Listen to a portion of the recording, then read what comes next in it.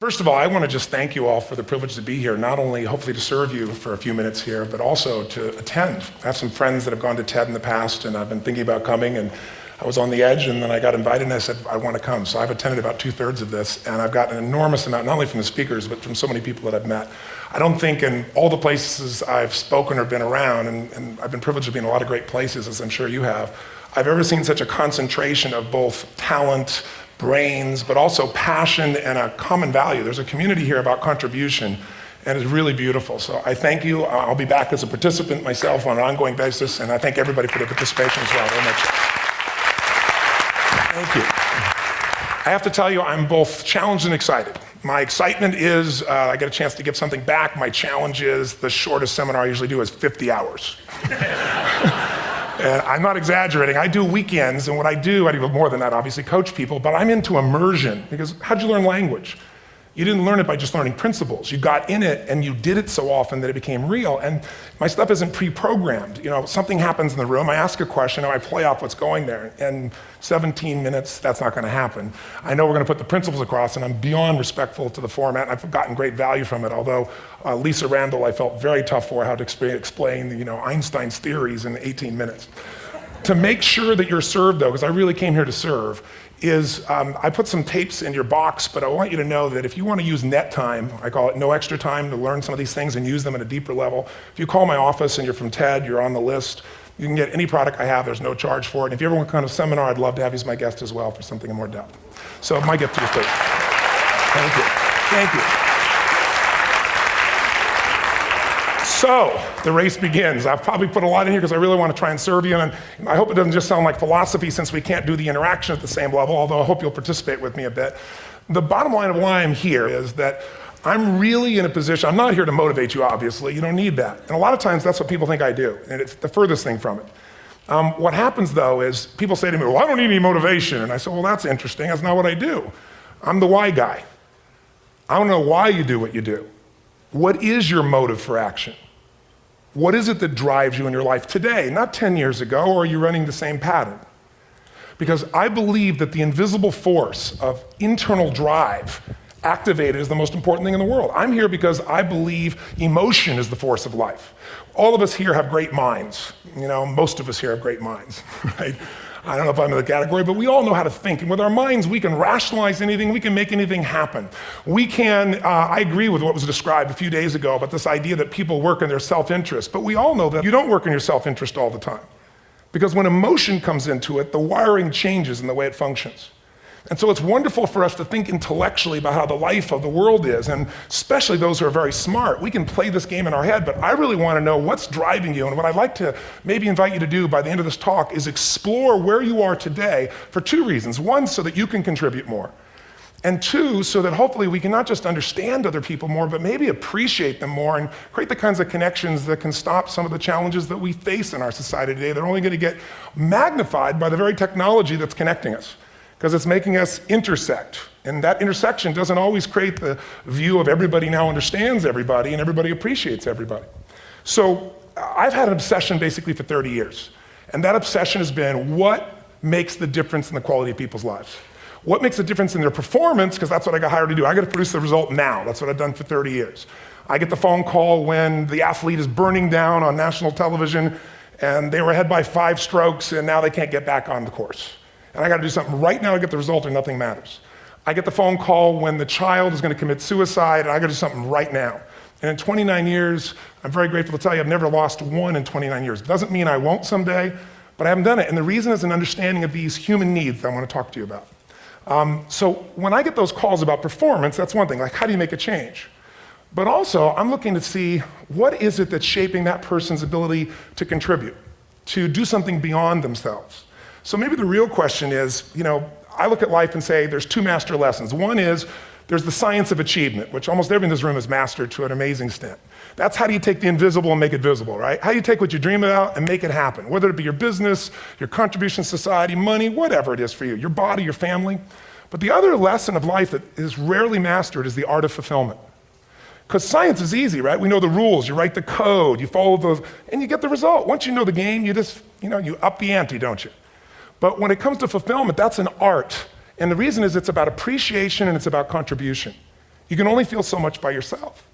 So I've had an interesting laboratory to try to answer the question of the real question, which is what's the difference in somebody's life if you look at somebody like those people that you've given everything to, like all the resources they say they need. You gave them not a $100 computer, you gave them the best computer. You gave them love, you gave them joy, you were there to comfort them. And those people very often, and you know some of them I'm sure, end up the rest of their life with all this love, education, money, and background, spending their life going in and out of rehab. And then you meet people that have been through ultimate pain. Psychologically, sexually, spiritually, emotionally abused, and not always, but often they become some of the people that contribute the most to society. So the question we got to ask ourselves really is, what is it? What is it that shapes us? And we live in a therapy culture. Most of us don't do that, but the culture is a therapy culture. And what I mean by that is the mindset that we are our past. And everybody in this room, you wouldn't be in this room if you bought that theory, but most of society thinks biography is destiny. The past equals the future. And of course it does if you live there. But what people in this room know, and what we have to remind ourselves though, because you can know something intellectually, you can know what to do and then not use it, not apply it. So really what we got to remind ourselves is decision is the ultimate power. That's what it really is. Now when you ask people, you know, have you failed to achieve something? How many have ever failed to achieve something significant in your life? Say aye. Thanks for the interaction on a high level there. But if you ask people, why didn't you achieve something? Somebody who's working for you, you know, or a partner, or even yourself, and you failed to achieve a goal, what's the reason people say they failed to achieve? What do they tell you? Tell me. Come on, out loud. Didn't know enough, didn't have the knowledge, didn't have the money, didn't have the time, didn't have the technology, you know, I didn't have the right manager, didn't have the Supreme Court.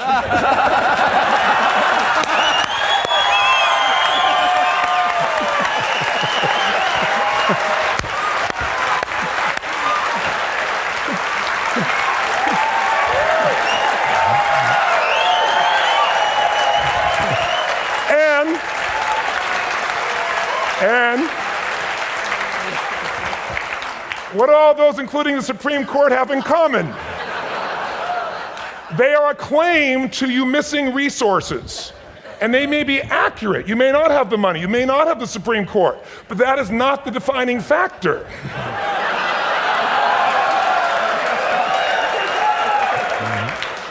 And you correct me if I'm wrong. The defining factor is never resources, it's resourcefulness. And what I mean specifically, rather than just some phrase, is if you have emotion, human emotion, something that I experienced from you day before yesterday at a level that is as profound as I've ever experienced, and if you'd communicated with that emotion, I believe you would have won.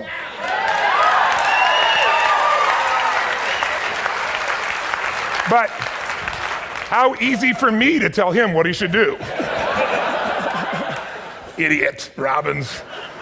But I know when we watched the debate at that time, there were emotions that blocked people's ability to get this man's intellect and capacity and the way they came across to some people in that day. Because I know people that wanted to vote in your direction and didn't, and I was upset. But there was emotion that was there. How many know what I'm talking about here? Say aye. So emotion is it, and if we get the right emotion, we can get ourselves to do anything. We can get through it. If you're creative enough, playful enough, fun enough, can you get through to anybody, yes or no? Yes. If you don't have the money, but you're creative and determined enough, you find the way. So this is the ultimate resource, but this is not the story that people tell us, right? The story people tell us is a bunch of different stories. They tell us we don't have the resources, but ultimately, if you take a look here, flip it up if you would. They say, what are all the reasons they have in common? We've said that. Next one, please. He's broken my pattern. But I appreciated the energy, I'll tell you that. What determines your resources? We've said decisions shape destiny, which is my focus here. If decisions shape destiny, what determines it is 3 decisions. What are you going to focus on? Right now, you have to decide what you're going to focus on. In this second, consciously or unconsciously, the minute you decide to focus on something, you got to give it a meaning. And whatever that meaning is produces emotion. Is this the end or the beginning? Is God punishing me or rewarding me, or is this the roll of the dice? And emotion then creates what we're going to do, or the action. So think about your own life, the decisions that have shaped your destiny. And that sounds really heavy, but in the last 5 or 10 years, 15 years, haven't there been some decisions you've made that if you made a different decision, your life would be completely different? How many can think of one, honestly? Better or worse? Say aye. So the bottom line is maybe it was where to go to work and you met the love of your life there. Maybe it was a career decision. I know the Google geniuses I saw here. I mean, I understand that their decision was to sell their technology at first. What if they made that decision versus to build their own culture? How would the world be different? How would their lives be different? Their impact. The history of our world is these decisions. When a woman stands up and says, no, I won't go to the back of the bus, she didn't just affect her life. That decision shaped our culture. Or someone standing in front of a tank. Or being in a position like Lance Armstrong and someone says to you, you got testicular cancer. That's pretty tough for any male, especially if you ride a bike. Right? You got it in your brain, you got it in your lungs. But what was his decision of what to focus on? Different than most people. What did it mean? It wasn't the end, it was the beginning. What am I gonna do? He goes off and wins 7 championships he never won once before the cancer because he got emotional fitness, psychological strength. That's the difference in human beings that I've seen of the 3 million I've been around, because that's about my lab. I've had 3 million people from 80 different countries that I've had a chance to interact with over the last 29 years. And after a while, patterns become obvious. You see that South America and Africa may be connected in a certain way, right? Other people say, oh, that sounds ridiculous. It's simple. So what shaped Lance, what shapes you? 2 invisible forces, very quickly. 1, state. We all have had times. Have you had a time you did something and after you did it, you thought to yourself, I can't believe I said that. I can't believe I did that. It was so stupid. Who's been there? Say aye. Have you ever done something after you do it, you go, that was me. Right? It wasn't your ability, it was your state. I should be able to change that quickly, but what I want to finish with quickly here is your model of the world is what shapes you long term. Your model of the world is the filter. That's what's shaping us. That's what makes people make decisions. When we want to influence somebody, we gotta know what already influences them. And it's made up of 3 parts, I believe. First, what's your target? What are you after? Which I believe it's not your desires. You can get your desires to goals. How many of you got a goal, a desire, and thought, is this all there is? How many have been there? Say aye. So it's needs we have. I believe there are 6 human needs. Second, once you know what the target that's driving you is, and you uncover it for the truth, you don't form it, you uncover it. Then you find out what's your map. What's the belief systems that are telling you how to get those needs? Some people think the way to get those needs is destroy the world. Some people is to build something, create something, love someone. And then there's the fuel you pick. So very quickly, 6 needs, let me tell you what they are. First one, certainty. Now these are not goals or desires, these are universal. Everyone needs certainty that they can avoid pain and at least be comfortable. Now how do you get it? Control everybody, develop a skill, give up, smoke a cigarette. And if you got totally certain, ironically, even though we all need that, like if you're not certain about your health or your children or money, you don't think about much more. You're not sure the ceiling's gonna hold up, you're gonna listen to any speaker. But while we go for certainty differently, if we get total certainty, we get what? What do you feel if you're certain? You know what's gonna happen, when it's gonna happen, how it's gonna happen. What would you feel? Bored out of your mind. So God, in her infinite wisdom, gave us a second human need, which is uncertainty. We need variety. We need surprise. How many of you here love surprises? Say aye. You like the surprises you want. The ones you don't want, you call problems, but you need them. So variety is important. Have you ever rented a video or a film that you've already seen? Who's done this? Why are you doing it? You're certain it's good because you read it before, saw it before, but you're hoping it's been long enough you've forgotten enough there's variety. Third human need, critical, significance. We all need to feel important, special, unique. You can get it by making more money. You can do it by being more spiritual. You can do it by getting yourself in a situation where you put more tattoos and earrings in places humans don't want to know. Whatever it takes. The fastest way to do this, if you have no background, no culture, and no belief in resources or resourcefulness, is violence. If I put a gun to your head and I live in the hood, instantly I'm significant. 0 to 10, how high? 10. How certain am I you're going to respond to me? 10. How much uncertainty? Who knows what's going to happen next? Kind of exciting, like climbing up into a cave and doing that stuff all the way down there. Total variety and uncertainty. And it's significant, isn't it? So you're willing to risk your life for it. So that's why violence has always been around and will be around unless we have a consciousness change as a species. Now you can get significance a million ways, but to be significant, you got to be unique and different. Here's what we really need. Connection and love, 4th need. We all want it. Most people settle for connection because love's too scary. Don't want to get hurt. Who here has ever been hurt in an intimate relationship? Say aye. And you're going to get hurt again. Aren't you glad you came to this positive visit? But here's what's true. We need it. We can do it through intimacy, through friendship, through prayer, through walking in nature. If nothing else works for you, get a dog. Don't get a cat, get a dog. Because if you leave for 2 minutes, it's like you've been gone for 6 months when you show back up again 5 minutes later, right? Now, these first 4 needs, every human finds a way to meet. Even if you lie to yourself, even if you have split personalities. But the last 2 needs, the first 4 needs are called the needs of the personality, is what I call it. The last 2 are the needs of the spirit. And this is where fulfillment comes. You won't get fulfillment from the first 4. You'll figure a way, smoke, drink, do whatever, meet the first 4. But the last 2, number 5, you must grow. We all know the answer here. If you don't grow, you what? If a relationship's not growing, if a business is not growing, if you're not growing, it doesn't matter how much money you have, how many friends you have, how many people love you, you feel like hell. And the reason we grow, I believe, is so we have something to give of value. Because the sixth need is to contribute beyond ourselves. Because we all know, corny as it sounds, the secret to living is giving. We all know life's not about me, it's about we. This culture knows that, this room knows that. And it's exciting. When you see Nicholas up here talking about his $100 computer, the most passionate, exciting thing is here's a genius, but he's got a calling now. You can feel the difference in him, and it's beautiful. And that calling can touch other people. In my own life, my life was touched because when I was 11 years old, Thanksgiving, no money, no food, and we're not gonna starve, but my father was totally messed up. My mom was letting him know how bad he messed up. And somebody came to the door and delivered food. My father made 3 decisions. I know what they were briefly. His focus was, this is charity. What does it mean? I'm worthless. What do I gotta do? Leave my family, which he did. At the time, one of the most painful experiences of life. My 3 decisions gave me a different path. I said, focus on, there's food, what a concept, you know? Second, but this is what changed my life. This is what shaped me as a human being. Somebody's gift, I don't even know who it is. They're not asking for it, this is giving our family food, looking out for us. It made me believe this. What does it mean? That strangers care. And what that made me decide is if strangers care about me and my family, I care about them. What am I gonna do? I'm gonna do something to make a difference. So when I was 17, I went out one day on Thanksgiving. It was my target for years, have enough money to feed 2 families. Most fun thing I ever did in my life, most moving. Then next year I did 4, and I didn't tell anybody what I was doing. Next year, 8. I wasn't doing it for brownie points, but after 8, I thought I could use some help. So sure enough, I went out, and what did I do? I got my friends involved, and I grew companies, and then I got 11 companies, and I built a foundation. Now, 18 years later, I'm proud to tell you, last year we fed 2 million people in 35 countries through our foundation, all during the holidays, Thanksgiving, Christmas, in all the different countries around the world. It's been fantastic. Thank you. So I don't tell you that to brag, I tell you because I'm proud of human beings because they get excited to contribute once they've had the chance to experience it and not talk about it.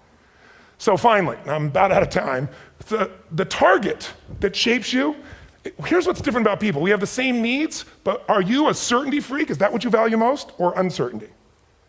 This man here couldn't be a certainty freak if he climbed through those caves. Are you driven by significance or love? We all need all 6, but whatever your lead system is tilts you in a different direction. And as you move in a direction, you have a destination or destiny. The second piece is the map. Think of that as the operating system tells you how to get there. And some people's map is, I'm gonna save lives even if I die for other people, and they're a fireman, somebody else says, I'm gonna kill people to do it. They're trying to meet the same needs of significance, right? They want to honor God or honor their family, but they have a different map. And there are 7 different beliefs. I can't go through them because I'm done. The last piece is emotion. I say one of the parts of the map is like time. Some people's idea of a long time is 100 years. Somebody else says is 3 seconds, which is what I have. And the last one I've already mentioned that felt you. If you got a target and you got a map, and let's say, I can't use Google because I love Macs, and they haven't made it good for Macs yet. So if you use MapQuest, how many have made this fatal mistake of using MapQuest at some time? You use this thing and you don't get there. Well, imagine if your beliefs guarantee you can never get to where you want to go. The last thing is emotion.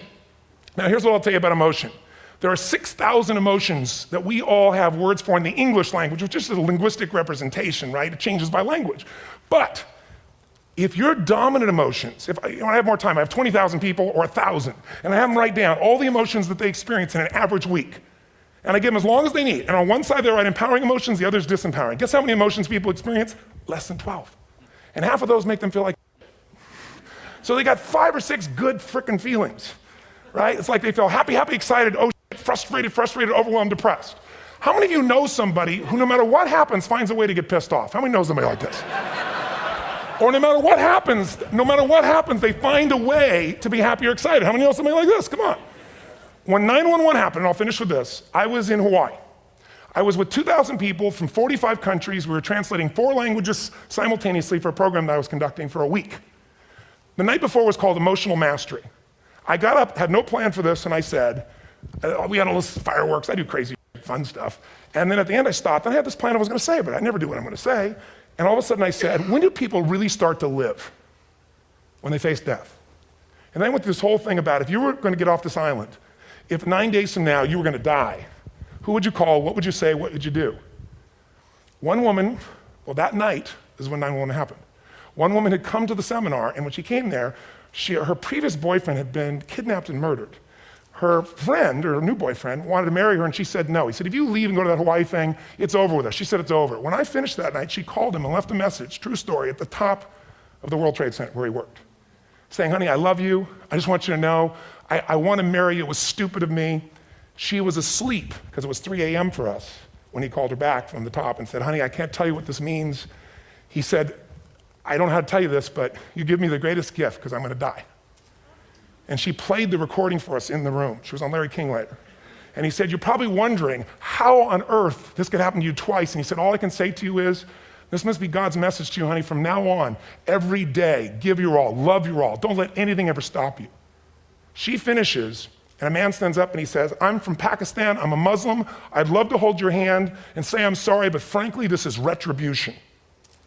I can't tell you the rest because I'm out of time.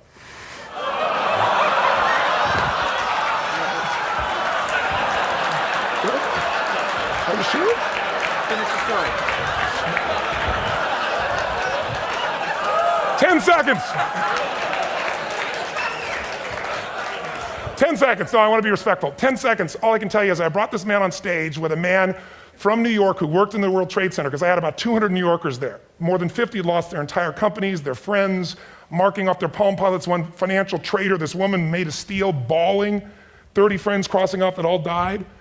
And what I did to people is said, what are we going to focus on?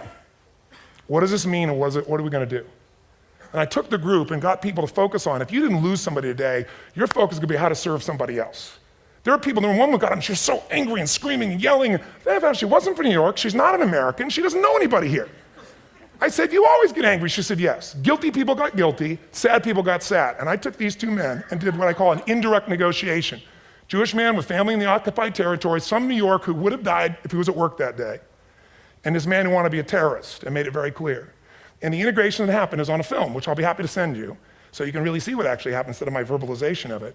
But the two of them not only came together and changed their beliefs and models of the world, but they worked together to bring, for almost 4 years now, to various mosques and synagogues, the idea of how to create peace. And he wrote a book, which is called My Jihad, My Way of Peace. So transformation can happen. So my invitation to you is this. Explore your web, the web in here. The needs, the beliefs, the emotions that are controlling you, for 2 reasons. So there's more of you to give. Achieve too, we all want to do it, but I mean give, because that's what's going to fill you up. And secondly, so you can appreciate, not just understand, that's intellectual, that's mind, but appreciate what's driving other people. It's the only way our world's going to change. God bless you, thank you, I hope this was served. Tony Robbins.